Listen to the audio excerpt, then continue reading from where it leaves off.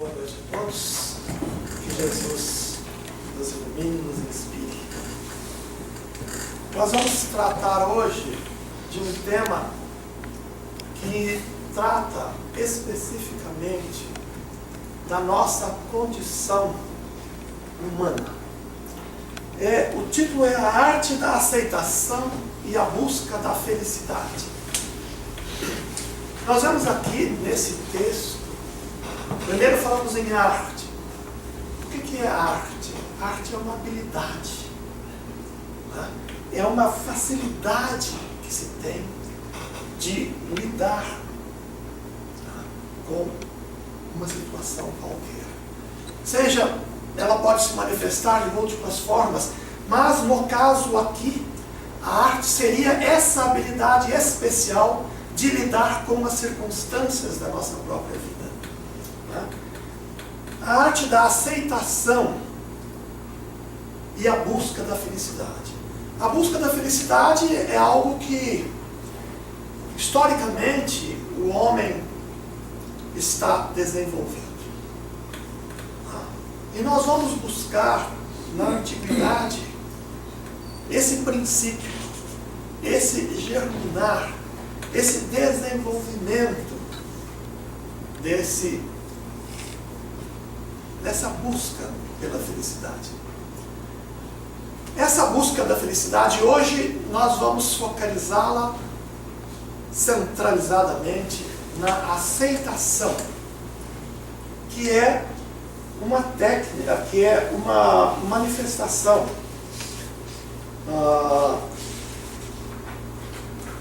de resignação a determinada situação que não seja muito afortunada, uma situação mais difícil. Então, nós vamos usar o termo resignação como aceitação no mesmo sentido.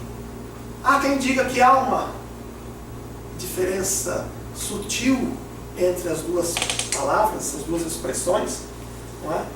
Mas, no nosso caso, ela tem um sentido muito definido, que é o de nós não lutarmos contra a realidade, não investirmos contra algo com que nós não podemos lidar desta forma, né?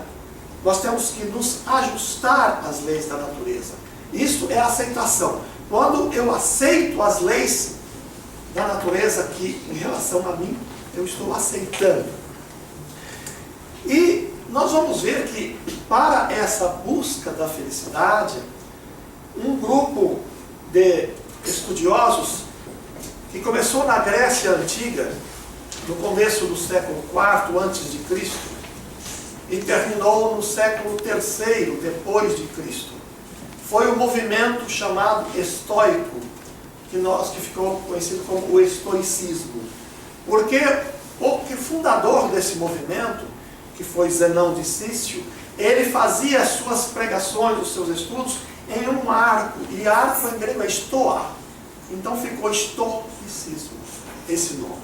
E nós conhecemos essa palavra, nós a usamos. Poxa, foi um trabalho estoico, foi uma situação, uma verdadeira força, uma verdadeira coragem, foi um momento de estoicismo daqueles personagens. Ou seja, é um momento de expressão de fortaleza, um momento de expressão de capacidade de lidar com a situação de uma forma ou de outra. E esta condição de analisar a situação de uma forma ou de outra, ela foi caracterizada principalmente na terceira fase do estoicismo, que foi uma fase romana, porque começou na Grécia, mas estes principais filósofos da época do estoicismo, do final do estoicismo, eram romanos. É o caso de Epíteto, Sêneca e o imperador Marco Aurélio, que foram os que mais se destacaram nesse período. E esse período também ficou conhecido como o período mais religioso do estoicismo. O estoicismo pregava uma força do indivíduo de tal forma que tudo aquilo com o que ele não tinha forças para lidar, ele aceitava. Então, por exemplo, se houvesse um cataclisma, né, e destruísse uma parte da sua família e ele fosse também prejudicado, ele iria aceitar. Ele seria feliz na dor, feliz em qualquer circunstância, porque ele não é sujeito, não deve ser sujeito às paixões. Ele deveria ser um ser eminentemente racional. E o universo, para os estoicos, ele é governado por uma razão universal, chamada logos divina, quer dizer, a força divina. Quer dizer, eles já tinham naquela época um entendimento de que essas leis que regem a nossa vida são de origem divina. Eles não conseguiram explicar mais profundamente, isso só mais tarde que foi ser possível, mas mesmo sem conhecerem as razões que originaram todas essas circunstâncias difíceis da vida de cada um, eles as enfrentavam com, nós podemos dizer hoje, com estoicismo, com coragem, e eles desrespeitavam mesmo tudo o que pudesse ultrapassar ao que ele não podia dominar. Então, todas essas situações com as quais nós hoje nos defrontamos também, com as quais nós vemos que nós não podemos modificá-la, nós podemos trabalhar junto com ela, mas não, ela vai ter que interagir conosco e nós não vamos poder sair dela. Eles já entendiam naquela época, embora não tivessem a profundidade de conhecimento que nós temos hoje. A virtude para eles era considerada suficiente para alcançar a felicidade.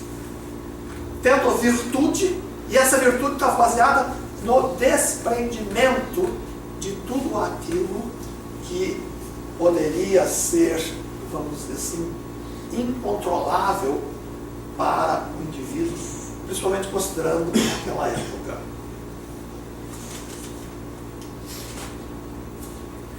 O Espiritismo vem trazer, vai completar a explicação. Porque aqueles filósofos, principalmente Epíteto, ele dizia que não importa o que aconteça, se não estiver ao meu alcance interferir, está tudo bem. Mas o Espiritismo vem dizer o porquê que acontecem estas coisas. O porquê que nós estamos submetidos a essas condições. Nós, então, hoje, temos uma condição muito maior de agir da forma que eles em relação a essas circunstâncias da nossa vida. E de uma forma ainda mais completa que nós vamos ver a seguir, que é como nós vamos tratar essas condições da nossa vida.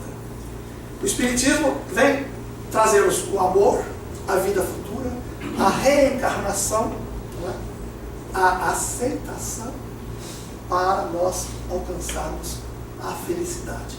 Felicidade é um termo bastante complexo e bastante relativo. Nós sabemos que ela não é uma característica do nosso planeta. Nosso planeta é um planeta de expiações e provas, como nós já temos falado muitas vezes.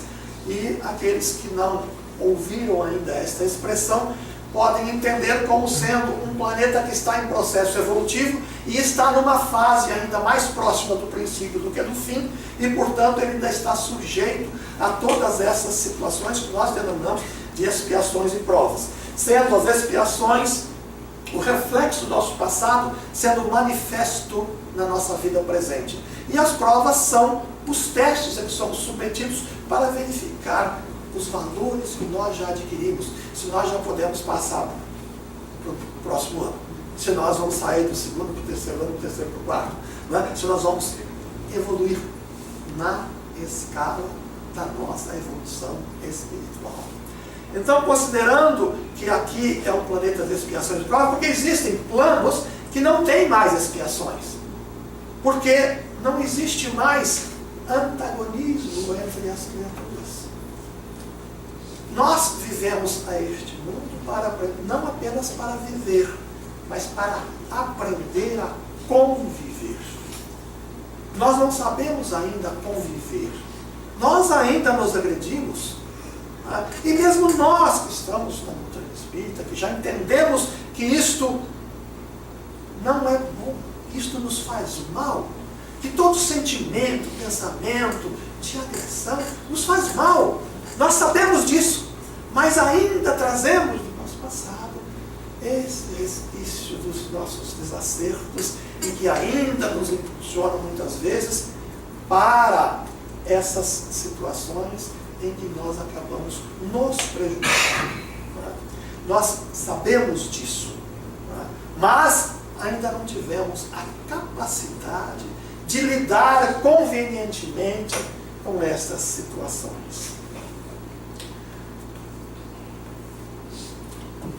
Lacordaire disse em uma mensagem do Evangelho que todos sofrem. Reis, ricos, pobres, pretos, brancos, índios, escravos, todos sofrem. Não existe quem não sofra. Mas apenas os que sofrem bem são os bem-aventurados. Apenas os que sofrem bem. Porque existem alguns que, embora sofram até, aceitem mais ou menos a situação, mas reclamam, eles murmuram. Essa palavra murmurar é num sentido negativo, de contradição, de não aceitação. Então, você pode, às vezes, até se acertar, quitar uma situação do seu passado, mas está criando uma nova para o futuro. Não é? Nós quitamos, então, algumas dívidas e contraímos outras. Quando o ideal é que nós consigamos nos libertar das dívidas do passado sem contrairmos outras. Porque, veja, nós temos muitas dívidas do passado que nós vamos quitando gradativamente por causa da misericórdia de Deus. Deus não nos joga toda a nossa culpa nas nossas costas de uma só vez, porque nós não iremos resistir. Seria a nossa cruz, conforme falamos aqui outro dia, a nossa cruz seria tão pesada que nós não conseguiríamos aguentá-la. Nós precisamos carregar aos poucos a nossa cruz. Então, Deus, com a sua misericórdia, Ele permite que nós possamos ir nos reharmonizando com o nosso passado, gradativamente.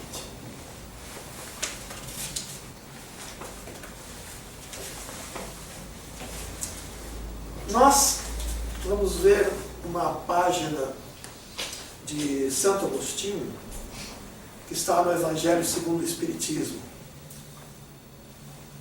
E ele fala exatamente da condição do nosso mundo. E por considerar que nós estamos num mundo de expiações e provas, nós ainda não conseguimos nos espiritualizarmos ao ponto de buscarmos, de centrarmos o nosso interesse nas coisas espirituais. Nós ainda costumamos buscar a Deus apenas para atender necessidades físicas e materiais. Nós concentramos, se não exclusivamente, mas de uma forma concentrada nos nossos interesses materiais. De modo geral, nós pedimos a Deus saúde, a doença, protege o fulano que está doente, protege o fulano, né? E muitas vezes nós esquecemos de que estas circunstâncias são importantes na nossa vida, mas mais importante ainda é sabermos lidar com ela, é sabermos enfrentá-la. Quantas vezes a enfermidade vem em nosso benefício, vem nos tirar de um desenvolvimento que poderia nos levar a uma situação de mais prejuízos espirituais que teriam que ser compensados no futuro, e nós ficaríamos construindo o sofrimento seguidamente, sem conseguirmos nos libertar do nosso passado que já foi construído anteriormente. Não é? Então ele diz que os homens buscam a Deus para benesses materiais e humanas, E diz também, é necessário irmos além do túmulo. Esta parte, este assunto, ele é muito difícil para nós, dada a nossa condição de vínculos muito fortes. Nós ainda temos um corpo muito denso, muito material, muito pesado. Então nós vivermos fora desses limites do nascimento e do túmulo ainda é muito difícil. Nós ainda julgamos que esses poucos anos que nós vivemos são a essência da nossa vida, quando na verdade são um mero instrumento de aperfeiçoamento de cada um. As oportunidades são dadas exatamente na necessidade de reajuste com o passado e de aprendizado para o futuro. Há outro aspecto da misericórdia divina, fazer com que, ao nós nos reajustarmos com o nosso passado, nós também aprendemos a viver melhor para o futuro. Junta as duas coisas tão importantes e tão criticadas às vezes por nós, porque nós muitas vezes criticamos as dores. Por que eu? Por que meu filho? Por que isso? Por que aquilo? Por que essa dor? Porque... Na verdade, nós não temos dificuldade de extrapolar esta condição meramente humana para raciocinarmos como espíritos que estão em evolução. Quando nós falamos que nós já temos múltiplos milênios de existência consciente, parece que nós estamos falando um absurdo, né? Baseado nesse raciocínio de que eu só sei aquilo que eu trago do nascimento e o que eu aprendi aqui nesse período de encarnar. É isso que ainda fala mais alto. E o convite da noite é para que nós façamos com que fale mais alto o nosso interesse espiritual. Mesmo porque, se nós nos dedicarmos com fé, com coragem, com devotamento, a lidar com as nossas circunstâncias difíceis nesta vida, nós vamos construir nesta vida mesmo uma condição de mais felicidade. Quanto mais nós ficarmos murmurando sobre as nossas dores, ficarmos questionando as nossas dificuldades, mais nós vamos ampliando e prolongando as nossas dores. Portanto, mesmo agora, mesmo considerando esse trechinho de vida do berço ao túmulo nesta encarnação, nós vamos obter ainda nesta encarnação os benefícios do bem sofrer. Aí existe uma questão que às vezes se separa nesses dois termos: dor e sofrimento. Dizem que a dor todos nós temos, o sofrimento nós aceitamos tê-lo ou não. Se nós enfrentarmos a dor com serenidade, com fé, com confiança, e vendo mesmo nela um instrumento de aprendizado, de aperfeiçoamento e de reajuste com o nosso passado, nós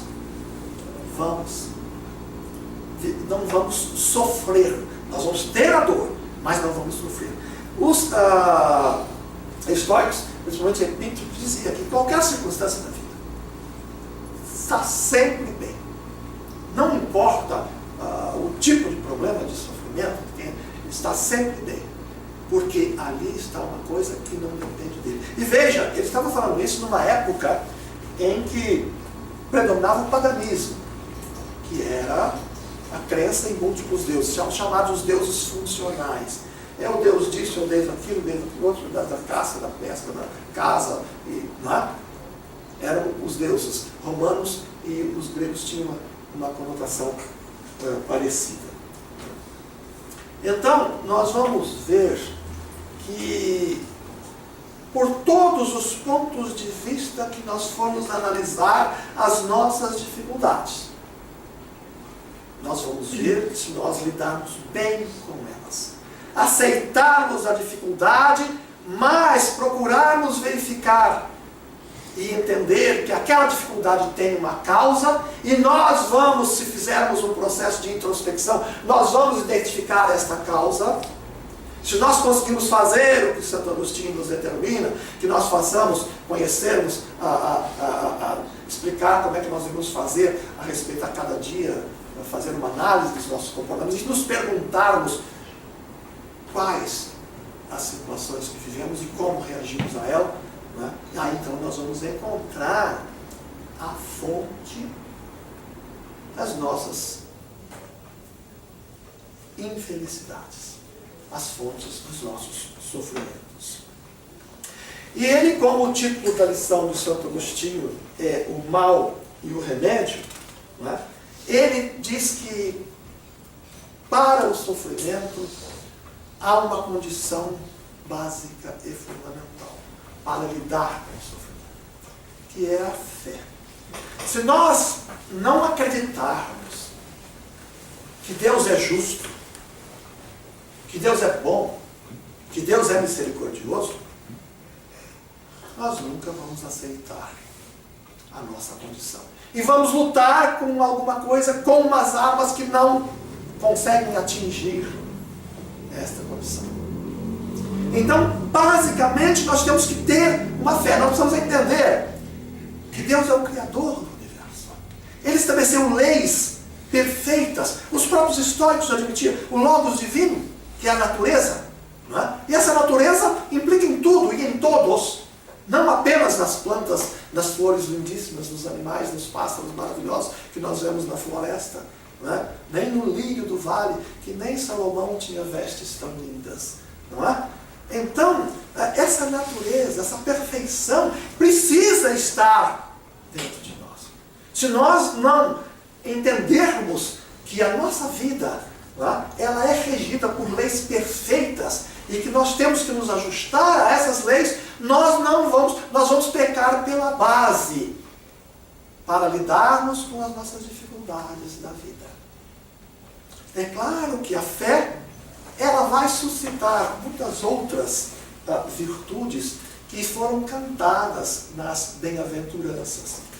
Nós vamos ver que as bem-aventuranças cantam as várias virtudes, não é? A bem-aventurado dos pobres de espírito nos convida à humildade. Esse texto de hoje, que foi bem-aventurados os aflitos, porque serão consolados, não é? Aflitos são bem-aventurados porque estão num processo de redenção, num processo de remissão. Nós, dentro da nossa vida, nós temos um momento de gerar e sofrer. Então, quando você está no momento de gerar o sofrimento, é a pior fase. A fase de libertação do sofrimento é a melhor fase. Então, quando você tem o sofrimento e você luta para se livrar dele, você está na melhor fase deste ciclo que nós ainda vivemos no nosso mundo de expiações e provas. Então, nós vamos ver que tem uma mensagem de François-Nicolas Madeleine, também do Evangelho segundo o Espiritismo, que ele faz um comentário sobre a frase "a felicidade não é deste mundo", que está contida no Eclesiastes. O Eclesiastes foi atribuído a Salomão. É um livro do Velho Testamento, o Eclesiastes, né? Então, ele diz aqui, esta expressão merece ser memorizada no seu sentido, talvez não ipsilitris.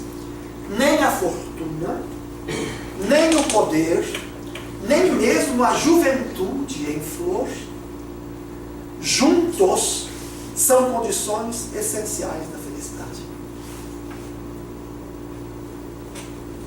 Vocês acreditam nisso? Dá para acreditar nisso? Claro que dá. Nem a fortuna, nem o dinheiro, nem o poder, nem a juventude em flor são condições essenciais da felicidade. São importantes, mas não são essenciais. Essencial é a nossa forma de agir e reagir ante as situações. Agimos e reagimos de forma conforme Jesus, o nosso modelo guia, nos ensinou. Nas bem-aventuranças. Bem-aventurados os brandos. Tá? Por quê? Nós temos que tratar todos com brandura. Nós temos que ter brandura no nosso ser, porque a brandura vai possibilitar que nós tenhamos um raciocínio mais lúcido e perceber as nuances das situações e buscarmos a forma adequada de superar aquela condição. Então, a felicidade na Terra ainda é uma utopia, dizem. Ela não está nas coisas materiais. As coisas da Terra são efêmeras. Por acaso, são felizes os invejados pelas massas populares? Essa é uma pergunta bastante interessante. Quem são os invejados pelas massas populares? São os... Quem? Os bem-sucedidos. Os jogadores de futebol que se destacam, não é? Aqueles indivíduos que descobrem os programinhas de computador lá em 5 anos são multimilionários, não é? Mas esses indivíduos são felizes? Pergunta para a mãe deles. Se nós conhecermos alguém que conseguiu um destaque, pergunta para a mãe dele se ele é feliz. A vida é muito mais do que a conquista material. Ela ultrapassa todos os limites da matéria e vai falar das coisas que estão dentro de nós, porque é o nosso sentimento que determina se nós somos felizes ou não. Não é o ter alguma coisa, é o nosso sentimento. Então nós temos que cultivar os sentimentos que vão nos fazer felizes. E nós só vamos ter felicidade quando nós nos libertarmos de todos as nossas imperfeições do passado. Quando nós alcançarmos o que chamamos de redenção. Redenção vem de redimir. Quando nós nos redimirmos de todo o nosso passado e não construirmos mais nada que possa macular-nos no espírito, macular a nossa consciência. E nesta caminhada é importante que nós falemos da necessidade de nós nos preocuparmos com o nosso autoconhecimento. Nós costumamos muito perguntar, né, aos outros. Mas nós temos que fazer questionamentos para nós mesmos. Nós nos questionamos? Quantas vezes nós nos questionamos em relação às questões que fazemos aos outros? E é muito mais importante nós nos questionarmos do que questionarmos os outros. É claro que vamos questionar os outros para aprender alguma coisa, para algum esclarecimento, mas é importantíssimo que nós tenhamos uma noção das nossas condições íntimas, das nossas tendências, daqueles valores mais profundos que estão no nosso ser. E isso nós vamos analisar conforme nós agimos e reagimos. Nós gostaríamos, para finalizar, de deixar aqui com vocês 3 frases bem significativas. Uma delas, que é de La Rochefoucauld. Se alguém não encontra a felicidade em si mesmo, é inútil procurá-la em outro lugar. Se alguém não encontra a felicidade em si mesmo, é inútil procurá-la em outro lugar. Vamos ver agora uma de Platão. Procurando o bem para os nossos semelhantes, encontraremos o nosso próprio bem. Procurando o bem para os nossos semelhantes, nós encontraremos o nosso próprio bem. E agora uma de William Shakespeare. Sofremos demais pelo pouco que nos falta e alegramos-nos pouco pelo muito que temos. William Shakespeare. Que essas mensagens e todo o conteúdo da doutrina espírita que nos revela esse mundo novo que estamos inseridos, nós possamos construir então a nossa felicidade a cada dia. Que Jesus nos abençoe.